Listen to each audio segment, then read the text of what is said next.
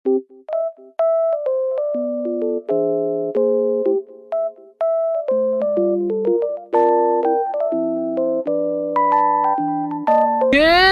afternoon, guys. Ngayon na lang ulit ako nakapag-open netong cam. Gawa nga ng nabisi ako kahapon.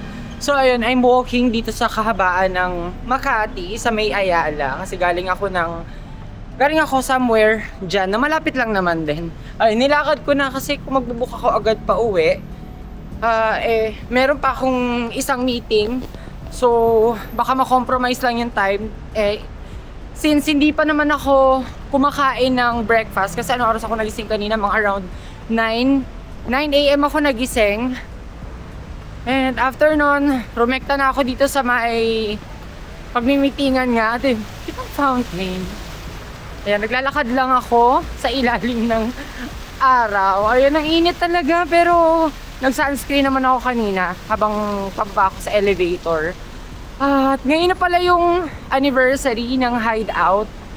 So mamaya, hindi ko alam kung madadala ko tong cam, pero update ko kayo kasi pupunta kami ni Eldon. Meron na akong dalawang ticket na nabili. Na pinakita ko rin naman siya sa vlog, I think. Yeah. Ayun. So I'm thinking of kumain sa fast food. Dahil gusto ko ng chicken.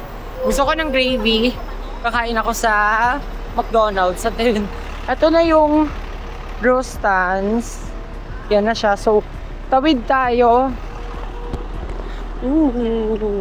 Tawid tayo kasi nakago naman yung mga person para tumuwid. Ayun, hanap lang ako ng McDonald's para makakain na rin. Tapos, rekta ako dun sa pangalawang meeting na hopefully, yun na lang yung maging meeting ko for today para naman makauwi ako sa apartment TL kasi I'm planning na magluto ng pininyahang manok or something na chicken since dumaan nga si Holy Week. Puro lang kami isda. Although I think nagluto ako ng meat pero mostly hinihingal ako. Bakit pa ako hinihingal? So I'm currently here na sa may papuntang Greenbelt 4. Pasok tayo para makakain na rin.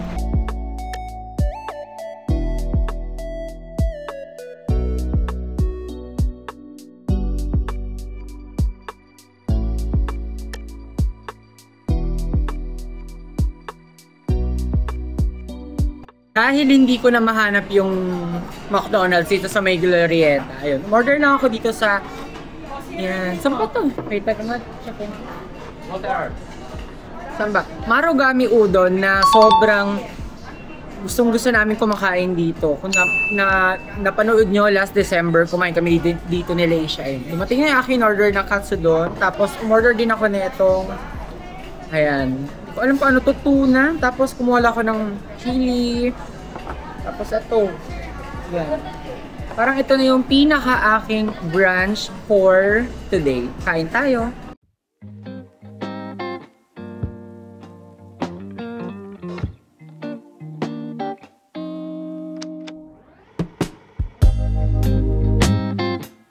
Good afternoon. Afternoon na kasi it's already 12 noon na. Tayo na dito ako sa Taguig.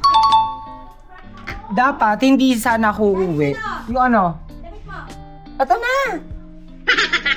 Dapat hindi talaga ako uuwi dito kasi nga namomonitor ko naman sila sa CCTV. Pero sabi ko, sige na lang kasi wala rin naman akong gagawin sa Manila. Nakapagsaing na. At mamaya akyat tayo dun sa may... Saan na ba yung ano? Akyat tayo sa may second floor kasi nailagay na nila yung mga divisions nung bawat kwarto tsaka yung divisions dun sa CR. Wait lang, charge ko lang yung aking power bank. May anong ulam? Yan.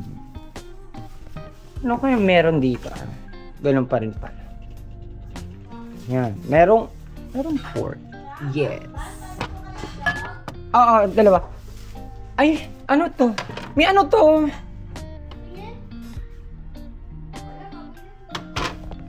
Kain muna ako kasi anong oras na rin naman.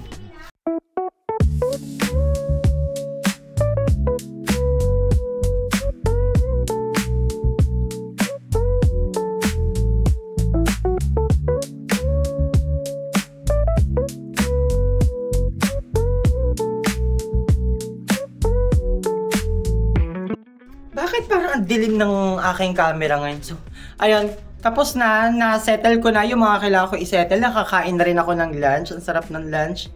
Galonggong. Tapos yung isa naman na niluto nila is isda na may sabaw. Kaya akyat tayo dito sa may second floor. At, ito na yung update. Yan na siya. So, yung pag-akyat dito sa hagdanan, bubungad itong first na kwarto. Ayan, unti-unti ko nang na-figure out yung mga placement ng mga rooms. So, ito yung first room na kanilang natapos. Next room, ito, yung pasukan ng ano na to, i-visualize nyo na lang guys. Yung door netong kwarto, dito, ang laki pala. So, kasya ang king size na, wait lang, patok ko yung aking cam, samba. So, kasya pala yung, may papatong to. Baka mahulog kasi. So, ayun, kasya pala yung king size na bed dito sa isang kwarto. Ako na nga lang. King size na bed, kasya dito.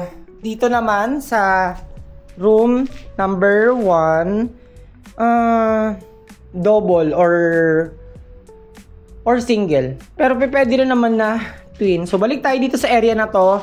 Ito naman yung area ng aming magiging CR. At ayun, good thing na nagpa-install si Mami netong glass blocks. Kasi tama nga siya na makakapagbigay ang glass blocks ng liwanag. Although mapapadiran, pero magkakaroon pa rin ng ilaw. At punta tayo dito ako na-excite kasi ito yung magiging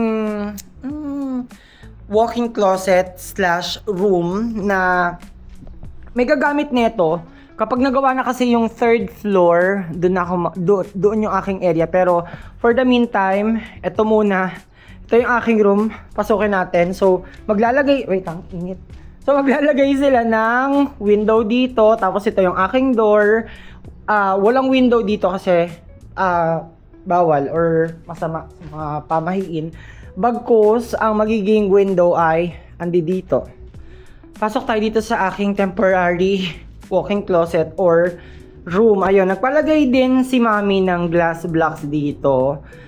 Pero, I think matatakpan yan kasi kapag nagpagawa ng mga shelves, ayun, tatakpan siya.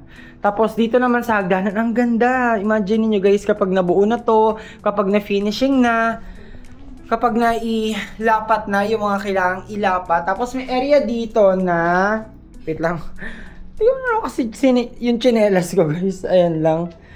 Merong small area dito na pwede maging vanity or ano ba? Hindi na kasi siya pwede maging CR. Gawa nga ng wala naman siyang mga hose para daluyan ng ibang water. Pero grabe, ang galing. Sobrang thumbs up kasi ang bilis nilang natapos. Yun nga lang, ang daming kalat yung mga kahoy doon. Tapos itong aircon, naka-ano na yan. Naka-ready na siya para ilipat doon sa katabi ng aircon ni tita. Yun dyan sa kabilang bahay, di ko alam kung ano yung kanilang bala. So, ayun.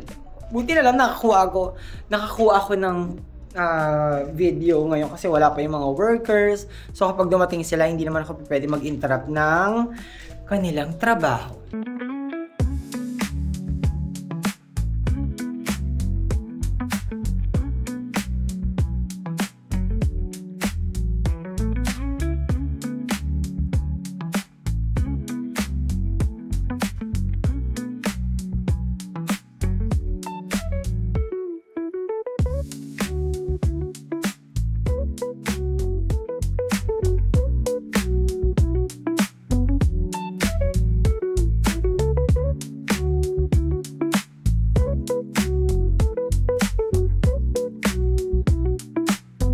Okay, ayan, nagpe-prepare na si...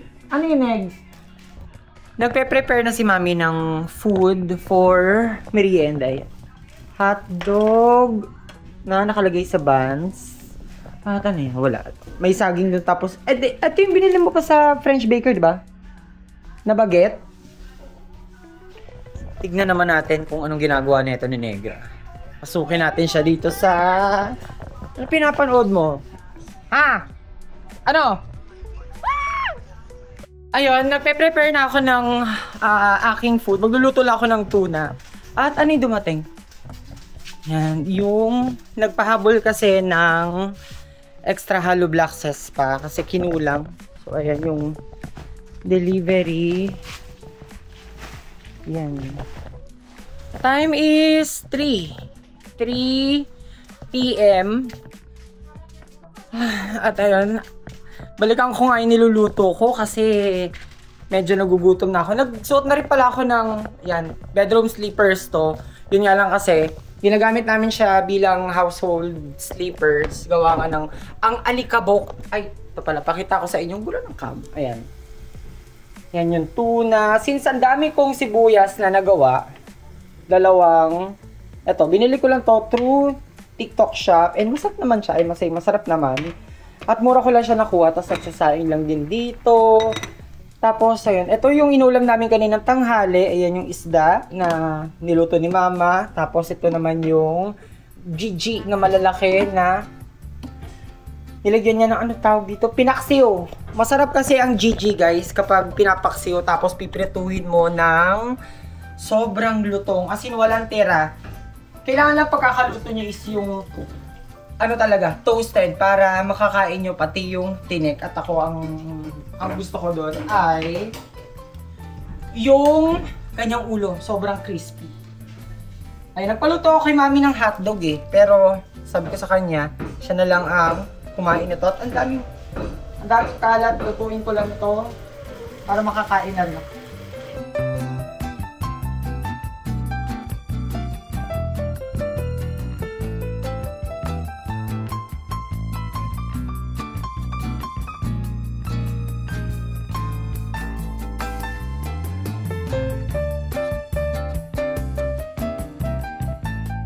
So, for the third time, akitin natin yung aming second floor. Ayan. Sobra ako na-happy kasi ang bilis ng mga workers, tapos ang dami ring... wait lang. Ang bilis nila, tapos ang dami rin nilang na-accomplish sa araw-araw. So, ito na yung itsura dito sa aking temporary na room. Ayan. Meron pang mga gamit. Tapos, ito yung bare na room kanina.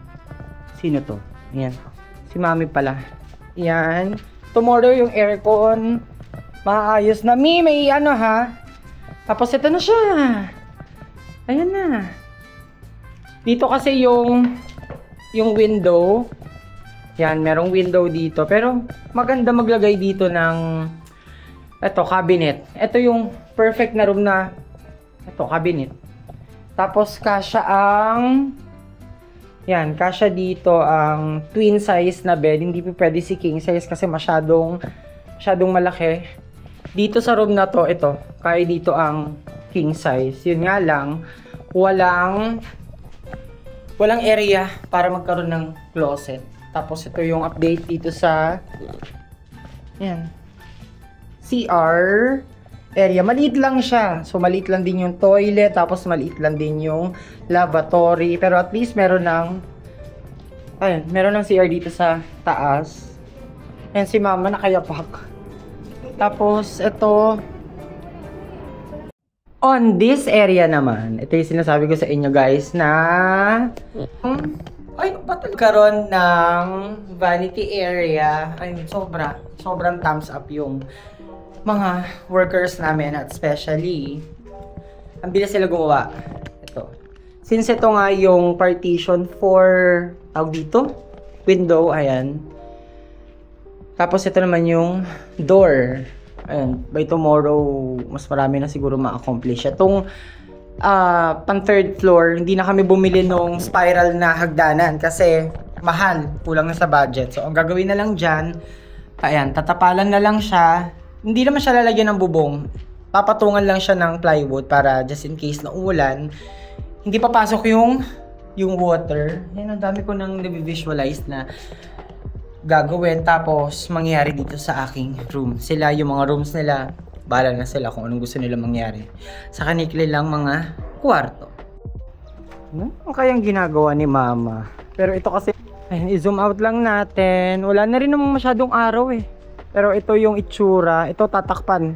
Yan, visualize na lang. Tatakpan. Tapos yung area na yan dyan. Yan. Magiging big window.